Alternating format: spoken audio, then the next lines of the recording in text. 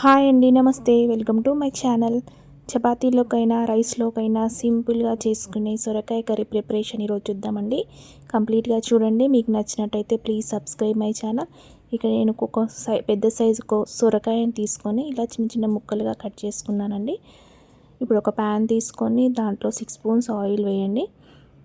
Oil బాగా heat అయ్యాక దీంట్లో 1 స్పూన్ ఆవాలు, 1 స్పూన్ జీలకర్ర, 2 స్పూన్స్ శనగపప్పు వేసి ఇవన్నీ బాగా ఆయిల్లో ఫ్రై చేసుకోండి. ఇక్కడ నేను పచ్చిమిరపకాయలు, ఎల్లిపాయ, జీలకర్ర కొంచెం కచ్చాపచ్చాగా దంచుకున్నానండి. ఇది కూడా దీంట్లో వేసుకొని ఇదంతా ఆయిల్లో బాగా ఫ్రై చేసుకోండి.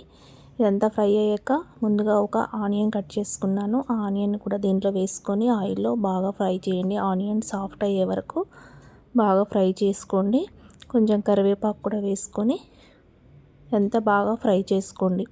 ఇప్పుడు ఆనియన్స్ బాగా వేగాక దీంట్లో ఒక 1 స్పూన్ పసుపు వేసుకొని ఇది కూడా బాగా కలుపుకోండి. ఇదంతా బాగా కలిసాక ఇక్కడ ముందుగా మీకు ఇష్టమైతే అల్లం వెల్లుల్లిపాయ పేస్ట్ కూడా వేసుకోండి. ఇక్కడ సొరకాయ ముక్కలు కూడా అన్నీ వేసుకొని ఇవన్నీ ఆయిల్లో బాగా ఫ్రై చేసుకొని మూత పెట్టుకొని ఒక 10 మినిట్స్ వరకు ఉడికించుకోండి. దీనిలో ఇలా బాగా కలుపుకోండి. ఆయిల్లో అంతా కలిసేటట్టు బాగా కలుపుకోండి.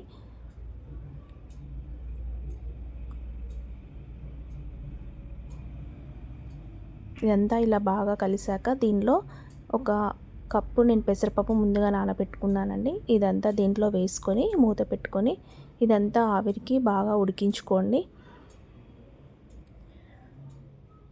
ఇప్పుడు ఆవిరికి బాగా ఉడికాక ఇది ఒకసారి కలుపుకోండి. మళ్ళీ ఒకసారి కలుపుకొని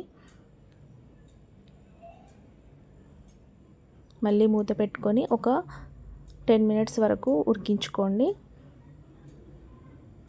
మంటని మీడియం ఫ్లేమ్లో పెట్టుకొని ఉడికించుకోండి. ఇప్పుడు మూత తీసి చూడండి, ముక్కలు బాగా ఉడికాయి. ఇప్పుడు ఒకసారి బాగా కలుపుకొని ఇక్కడ నేను 2 టమాటాలు చిన్న చిన్న ముక్కలుగా కట్ చేసుకొని దీంట్లో వేసుకుంటున్నాను. ఇవన్నీ వేసుకున్నాక దీంట్లో ఒక 1/2 స్పూన్ కారం వేయండి. ముందుగా పచ్చిమిర్చి వేసుకున్నాం కాబట్టి 1/2 స్పూన్ కారము, 1½ స్పూన్ ఉప్పు వేసుకొని ఇదంతా బాగా కలుపుకోండి.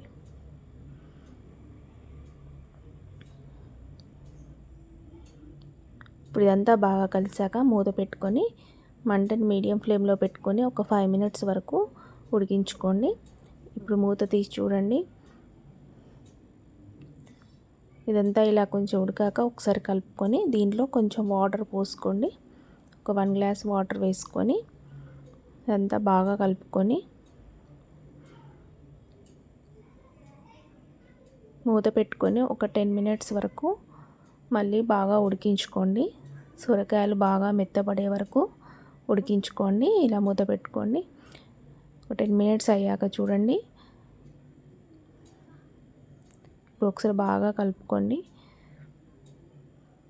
దీనిలో చివరిగా కొంచెం ధనియాల పొడి కూడా వేసుకొని సన్నగా కట్ చేసిన కొత్తిమీర కూడా చల్లుకుంటే ఎంతో టేస్టీ అయిన చపాతీలోకైనా రైస్లోకైనా దేంట్లోకైనా మీరు తినేటట్టు ఉండే సొరకాయ పెసరపప్పు కర్రీ ప్రిపేర్ అయిపోయినట్టేనండి. ఈ వీడియో కంప్లీట్గా చూస్తే సబ్స్క్రైబ్ మై ఛానల్ అండ్ ఒక కామెంట్ కూడా చేయండి. Thank you for watching.